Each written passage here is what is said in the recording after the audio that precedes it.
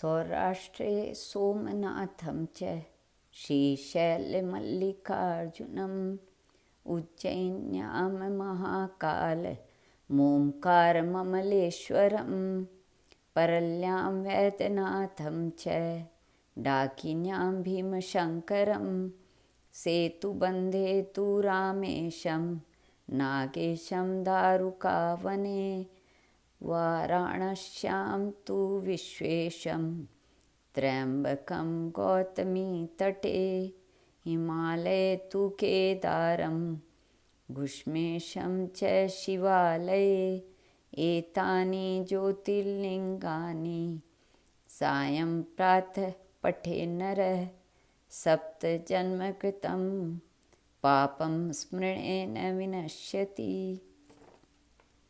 श्री सेतुबंध रामेश्वर। इस ज्योतिर्लिंग की स्थापना मर्यादा पुरुषोत्तम भगवान श्री रामचंद्र जी ने की थी।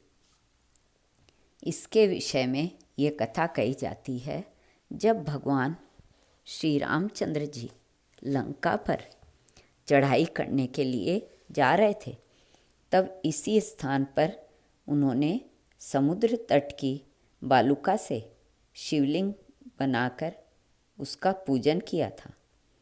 ऐसा भी कहा जाता है कि इस स्थान पर ठहरकर भगवान राम जल पी रहे थे कि आकाशवाणी हुई कि मेरी पूजा किए बिना ही जल पीते हो। इस वाणी को सुनकर भगवान श्री राम ने बालुका से शिवलिंग बनाकर उसकी पूजा की तथा भगवान शिव से रावण पर विजय प्राप्त करने का वर मांगा।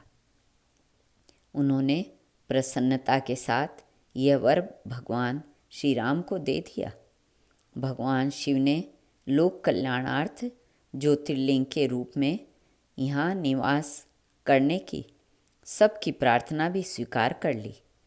तभी से यह ज्योतिर्लिंग यहाँ विराजमान है। इस ज्योतिर्लिंग के विषय में एक दूसरी कथा इस प्रकार कही जाती है। जब भगवान श्री राम रावण का वध करके लौट रहे थे, तब उन्होंने अपना पहला पड़ाव समुद्र के इस पार गंधमादन पर्वत पर डाला था।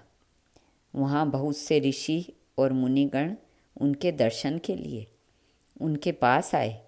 उन सभी का आदर सत्कार करते हुए भगवान राम ने उनसे कहा कि पुलस्त्य के वंशज रावण का वध करने के कारण मुझ पर ब्रह्म हत्या का पाप लग गया है।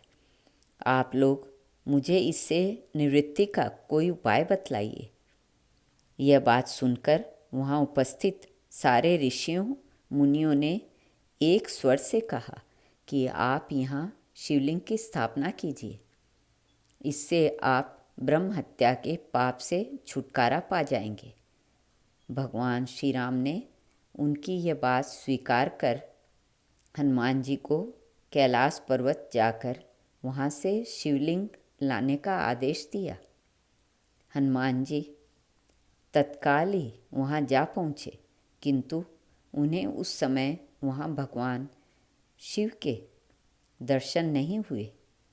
अतः वे उनका दर्शन प्राप्त करने के लिए वहीं बैठकर तपस्या करने लगे। कुछ काल पश्चात शिवजी के दर्शन प्राप्त कर हनुमान जी शिवलिंग लेकर लौटे, किंतु तब तक शुभ मुहूर्त बीत जाने की आशंका से यहाँ सीता जी द्वारा लिंग स्थापन कराया चुका था। हनुमान जी को यह सब देखकर बहुत दुख हुआ।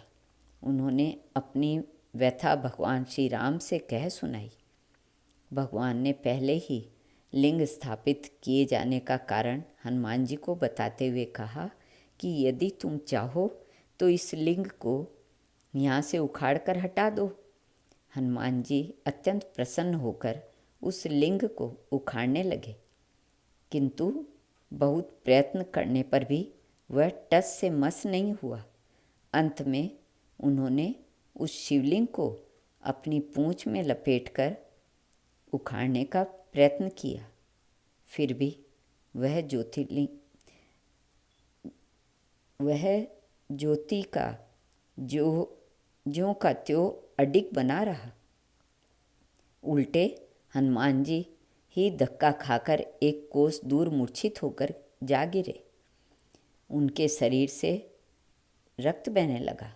यह देखकर सभी लोग अत्यंत व्याकुल हो उठे।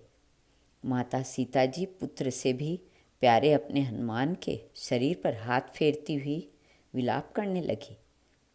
मूर्छा दूर होने पर हनुमान जी ने भगवान श्री राम को परम ब्रह्म के रूप में सामने देखा। भगवान ने उन्हें शंकर जी की महिमा बतलाकर उनका प्रबोध किया। हनुमान जी द्वारा लाए गए लिंग की स्थापना भी वहीं पास में करवा दी गई। स्कंद पुराण में इसकी महिमा विस्तार से वर्णित है। श्री कृष्णार्पणमस्तु।